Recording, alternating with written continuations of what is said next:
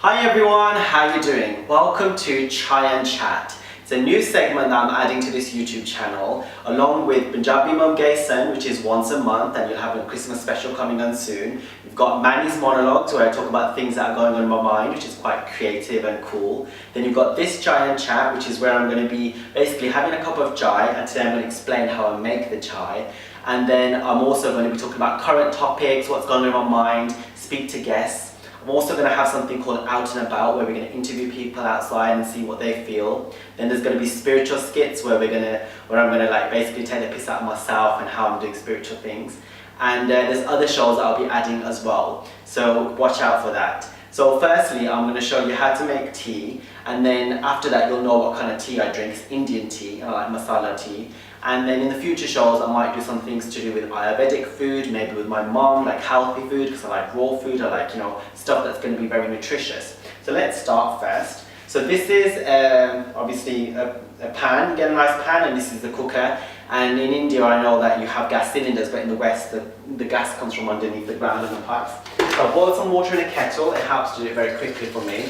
And I'm making tea for about 3 or 4 people. My sister might be coming around today. So I'll fill it up to the top there, and then I put the gas on. And what I always put in first is 3 tea bags. And I like Thai food tea bags because I feel like there are a lot more flavour to them. So I put 3 tea bags. I don't put sugar in because sugar is quite bad for you, it's very addictive. Then I'm going to put sulphur and jasmine in, which is also known as aniseed and fennel. So I'll put a bit of that in there. And then I like to pop in a bit of long and lychee, which is known as clove and cardamom. So I'll pop a bit of that in there as well, because I like my teas have a lot of spice to it, a lot of flavours, a lot of depth. So add all that in. You can also put like desi masala char, which is cinnamon, cardamom and clove inside there. So that's that done. And then I'm going to put a bit of cinnamon sticks in because I like that. It's good for you, it's very healthy. Pop a few of those in. There we go. And then I also like to put ginger in it, especially in the winter now. It helps with giving you antioxidant properties and healing and prevents you from getting ill. So I'll pop a few slices of that in. There we go. Right. And then also I like to put in jaggery, which is good. So I'll open that up and pop a bit there. This is a substitute for sugar, it's very healthy for you, it's got a lot of nutritious value. So I'll pop a few slices of that in, and that will give it a good flavour and sweetener. If you don't want to use sweetener, you don't need to put anything in there as well. There we go. And then I'll just let that boil for about 10 minutes, and then I'll add my milk in. You can substitute that with soya milk or almond milk or coconut milk, however you wish. And it gives a really good flavour. So yeah, so this is called Chai and Chat. In future episodes I'll just have a tea, I might have guests come over as well. And I want to talk about pressing topics that are going on in my mind right now, what's going on. So the first thing I wanted to talk about was compassion. How I've been doing lots of spiritual work for years and years, meditating, yoga, going to retreats, doing healing work, and how it's starting to have an effect on me. I had a healing on Friday, an energy healing. In the past I've had 2 reiki healings, 2 shamanic healings, a crystal and an energy healing, and I've also had acupuncture, and I've had candle healing and things like that. So energy healing works by working on your energy system here. So any impurities, any negativities you might have gathered up from either past lives or in your current life, in your family environment, etc., can embed themselves in your energy body and therefore prevent you from attracting abundance or manifesting the dreams of your life. So it was a 2-hour session with this lady. It was wonderful. You lay down and she just basically worked on your energy, and I could feel what she was removing out as well. And after I had finished that, I started to feel a lot more compassionate. I mean, before that, I had been working on this with my family and my friends and my partner by learning not to basically get annoyed when someone's annoyed at you, but to look at the deeper reasons why they might be reacting in a certain way. Their wounds, why are they upset, why are they annoyed, as opposed to just reacting from my side. So since I've had this healing, I've started to feel a lot more loving and compassionate towards the world in general, and a lot more happier. And I will definitely go for a few more healing sessions. And I would recommend you to try some healing as well. It really helps to purify that and release you from the karmic bonds. So that was the first thing, and it's very interesting. Like, you know, I'm starting to, when I'm driving, I'm loving life, I'm appreciating everything, and feeling really good. So I hope that stays. Let's see, and I'll go back for more sessions later. And the second thing I wanted to talk about was racism. I recently watched a video of MIA, the Sri Lankan Tamil refugee who's been brought up in the UK, and how she's getting not as merely as much as attention she should be getting in media exposure. And some of the comments in the YouTube section, which I normally don't read, were saying things like it's due to racism because she's not white or she's not black. Because in America you have artists who get famous are white or black. But then I started researching that deeper because I wanted to get, you know, into that more and find out whether that was the case. Now in the USA you've got mainly, you know, 80% of white population and 10% of black population, and the South Asian population is far less. So you would assume that that would kind of make sense. But in the UK, it's about 7% South Asian and only 3% black.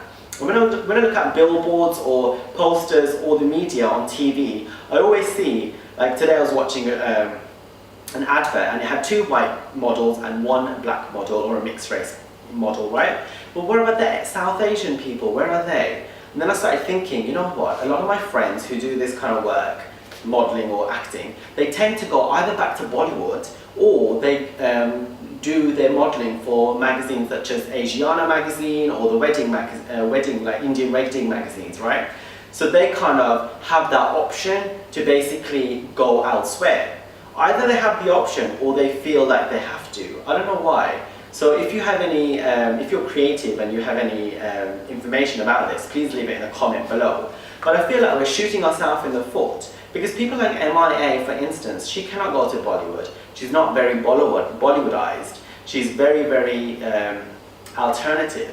It could also be that the Western media doesn't understand her political way of thinking and can't categorize her and box her because she's she uses culturalism and her ethnicity to the max, basically, and does a lot of paradoxes with that. So I'm just thinking we need more of our people. I don't like to buy into this sort of, oh, it's racism, it's separation, and I understand that we are a minority within this country or in the West where most of the population is white.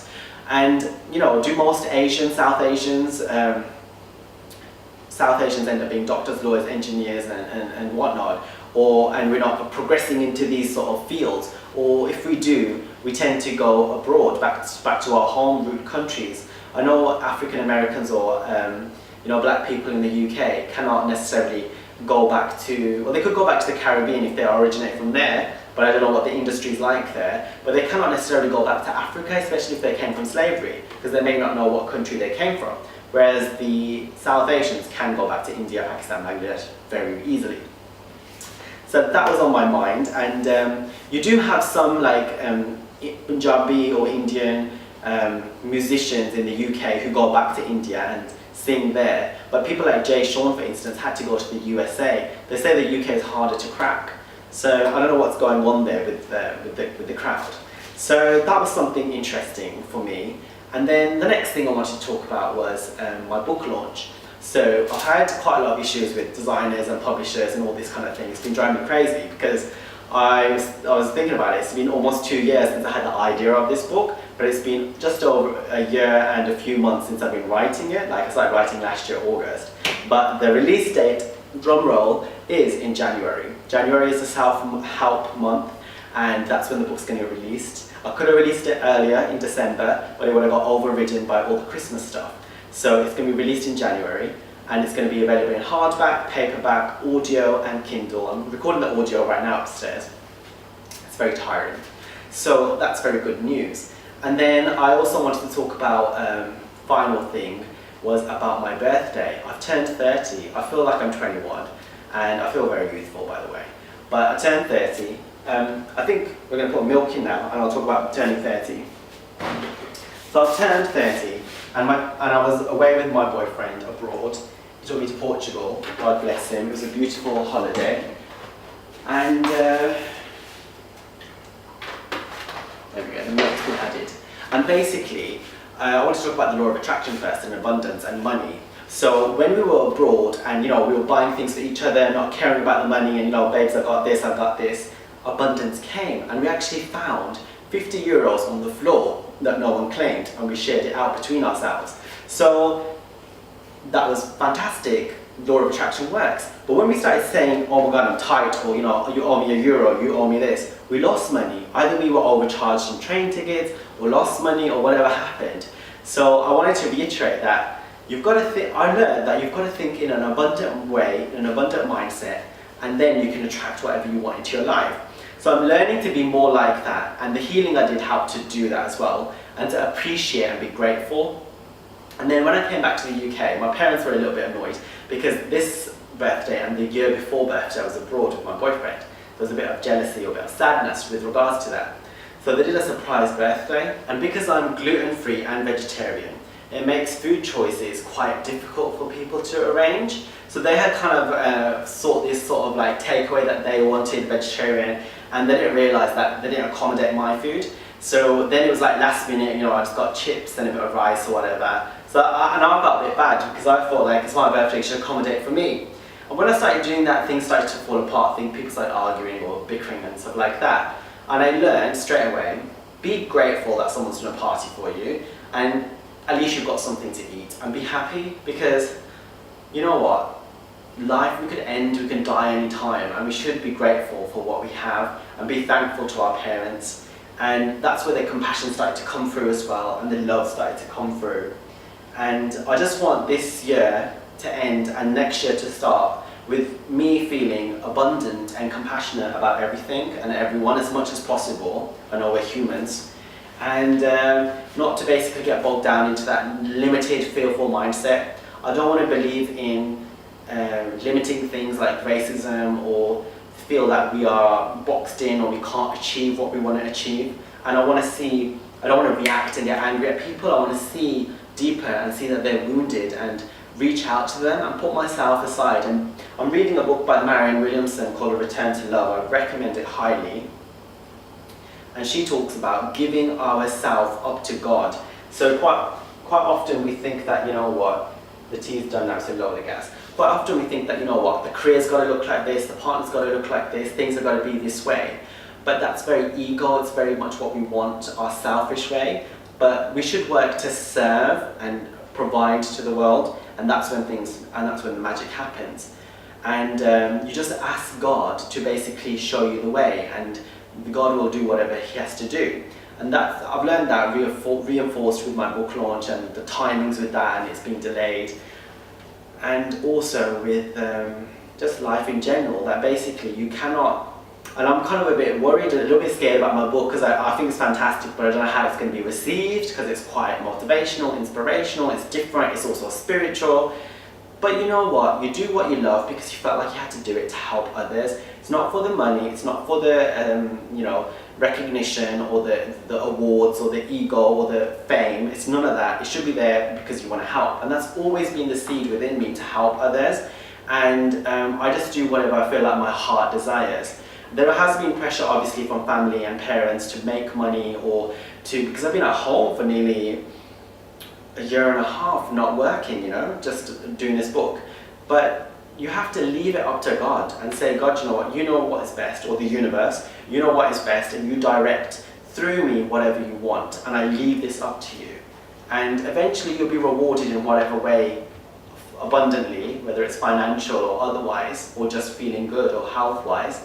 But you've got to do things that you think that God wants you to do, like the mission, and not expect anything in return, and what's going to happen is going to happen. The tea's made now, and I'm going to pour a little bit and drink it. But I just wanted to say that that's what's been going on in my mind. So let me just pour a glass, and I'll drink it and tell you how wonderful it is. It's going to be hot though. So this will be the kind of tea that I'll drink normally when I have these episodes. There we go. It's masala tea for you. Now you know how to make it. It's hot, but it tastes beautiful. I hope you enjoyed this episode. I want to thank you for being part of this journey with me. I've been recording videos for over a year and a half, and now I've got 1,015 followers. That's absolutely wonderful, because once you get over a milestone of 1,000, you unlock loads of support from YouTube. Then you go 10,000, 100,000, and as long as I make regular videos, which I know I'm bad at doing, but I'm going to try because I've been so busy with this book stuff, and I was on holiday. But and as long as I make videos on a regular basis, then I will attract more following, and as long as it's done from a place of love, I'm not expecting anything. And that's it. So thank you for joining this journey with me. That's how you make Indian tea. We'll have some more episodes of Chai and Chat and Christmas specials. And I wish you the best week ever. I hope you have a great week. Thank you very much. Bye.